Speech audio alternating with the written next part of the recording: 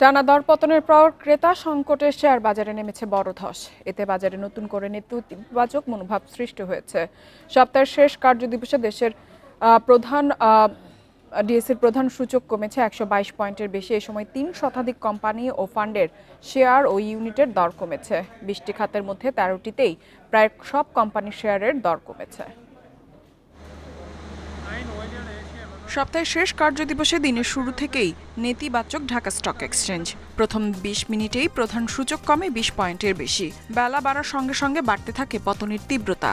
দিন শেষে ডিএসইএক্স সূচক ১২২.৬৪ পয়েন্ট কমে অবস্থান করছে ৪,৭০২ পয়েন্টে। মূল্যসূচক কমলেও ডিএসইতে আগের দিনের চেয়ে কিছুটা বেড়েছে লেনদেন। মোট লেনদেন হয়েছে ৩৮৩ কোটি ৩৪ লাখ টাকার শেয়ার, যা আগের দিনের চেয়ে ৯৩ কোটি ২১ লাখ টাকা বেশি।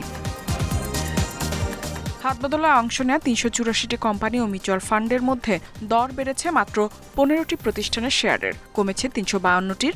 অপরিবর্তিত রয়েছে ১৭টি প্রতিষ্ঠানের শেয়ারের দর।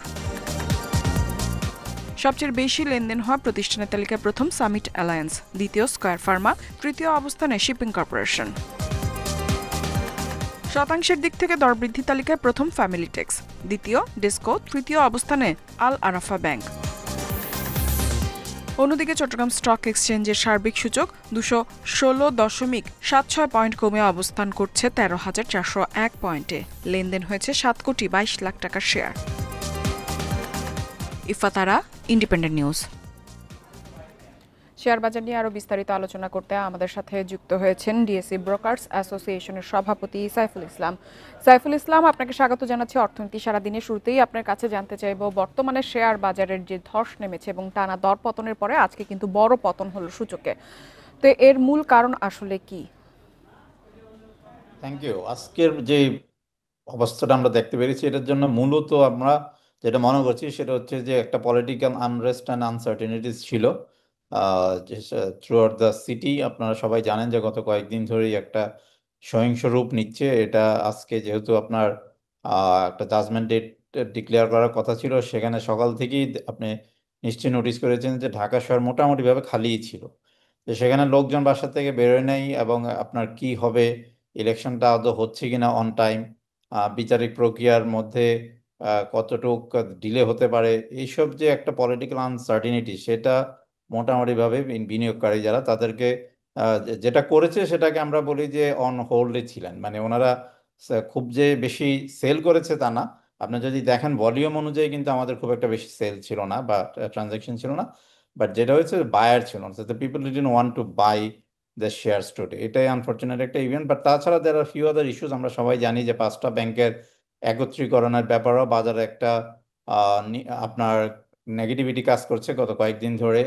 কারণ সবাই মনে করছে যে 5টা ব্যাংকের পরেও যদি এই 5টা ব্যাংকের সাধারণ বিনিয়োগকারীদেরকে আপনার কোনো না কোনো ফর্মে একটা কম্পেনসেশন দেওয়া হয়, আমরা যেটাকে বলছি যে ইকুইটি সোয়াপের মাধ্যমে, তাহলে হয়তো এটার ইম্প্যাক্ট আরো কিছুদিন দেখতে পারবো। অ্যাট দ্য সেম টাইম আমরা একটা রিফর্ম প্রসেসের মধ্যে দিয়ে যাচ্ছি।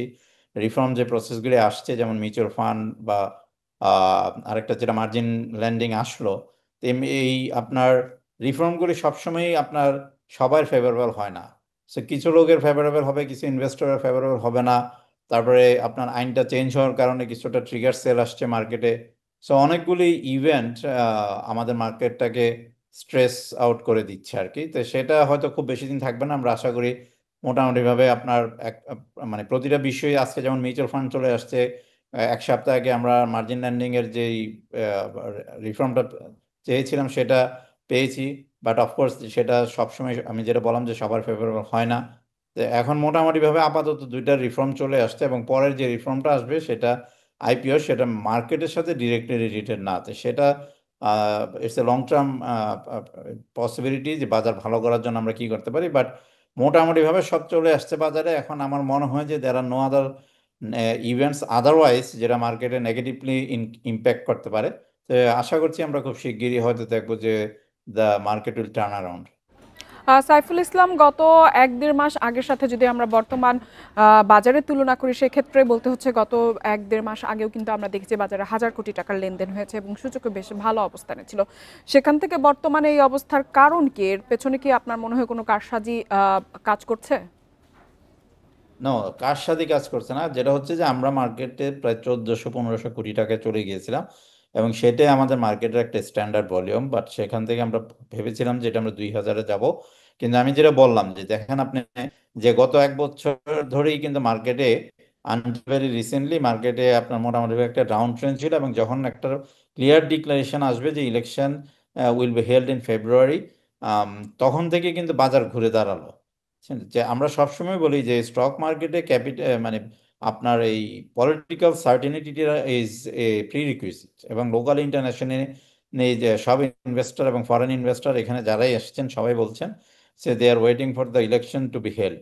তো সেখান থেকে আমরা বাজার ঘুরে দাঁড়িয়েছিল, বাট গত কয়েক মাস ধরে আপনার বিভিন্ন ইস্যুতে আমরা সবাই জানি, বলার কিছু নেই, সবাই জানি যে আবার একটা আনসার্টেনিটি দেখা দিয়েছে। সো পলিটিক্যাল আপনার এই ব্যাপারগুলি আমাদেরকে মোটামুটিভাবে শিওর হতে হবে যে will have the election in February next year.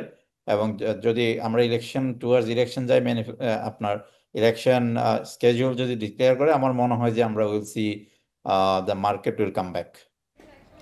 Saiful Islam, আমাদের সাথে যুক্ত হওয়ার জন্য আপনাকে ধন্যবাদ।